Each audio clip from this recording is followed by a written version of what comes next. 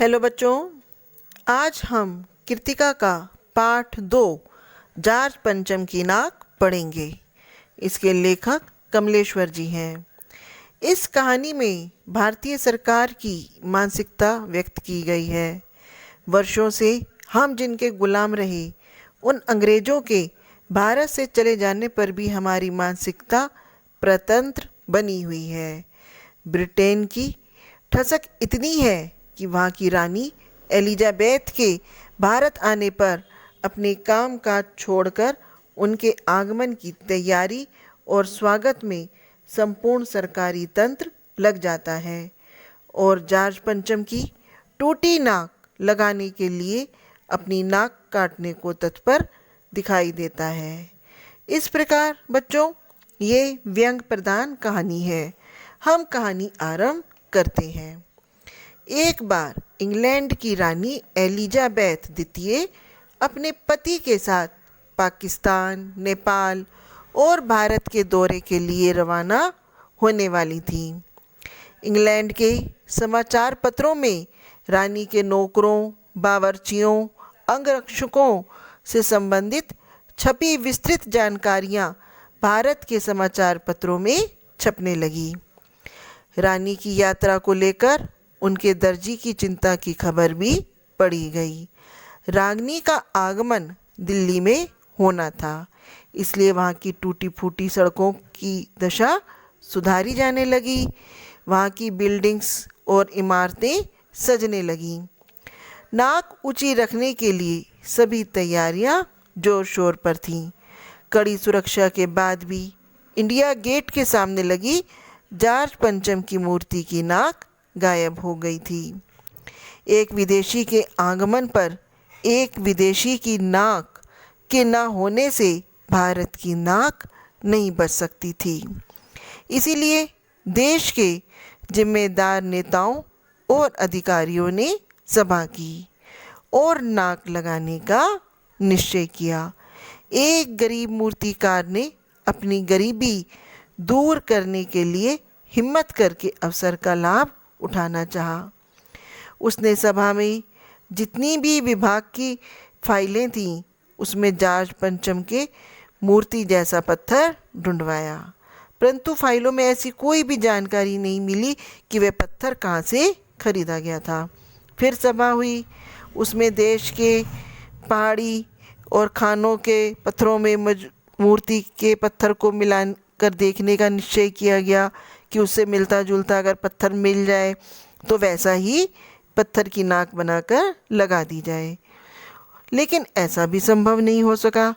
तो मूर्तिकार ने सभा को गुप्त बनाते हुए सुझाव दिया कि हम इस खबर को अखबारों से दूर रखें और देश के महापुरुषों की मूर्तियों की नाकों का भी नाप ले लिया जाए। जो भी ठीक होगी उसे उतार कर जॉर्ज पंचम की नाक पर लगा दिया जाएगा।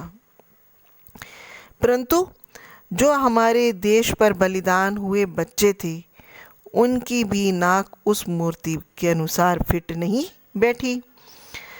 अब इस बात को लेकर सरकारी तंत्र में हड़बड़ाहट मच गई।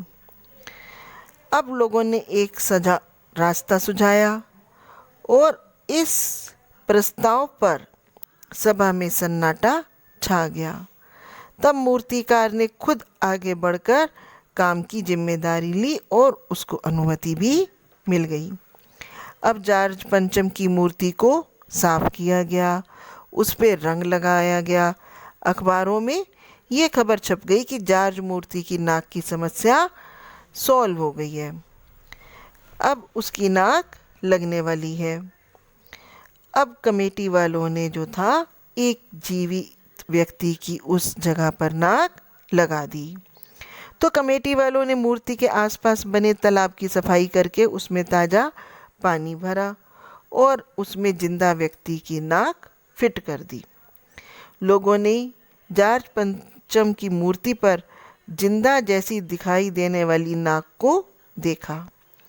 मूर्तिकार के साथ सभी खुश थे कि अब हमारे देश की नाक बच गई, नाक ऊपर रखने का इंतजाम हो गया।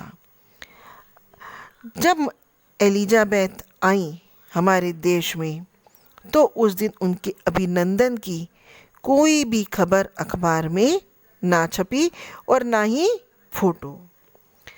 तो इस तरह बच्चों, मनुष्य की तरह दिखाई देने वाली जार्ज पंचम को लगी नाक की खबर छापकर नाक रहित हुए भारत की असलियत को उद्घाटित किया।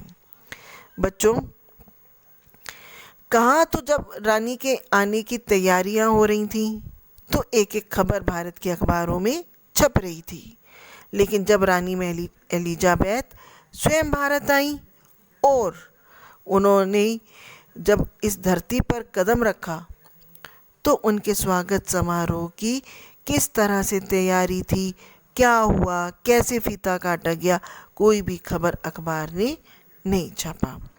तो इससे ये बात स्पष्ट है कि हम भारतीय अपने देश में जो भी अत्याचार हुए हमारे भारतीयों पर, उनको हम भुला नहीं पाए हैं कि किस तरह से अंग्रेज़ों ने हमारे भारतीयों पर अत्याचार किए।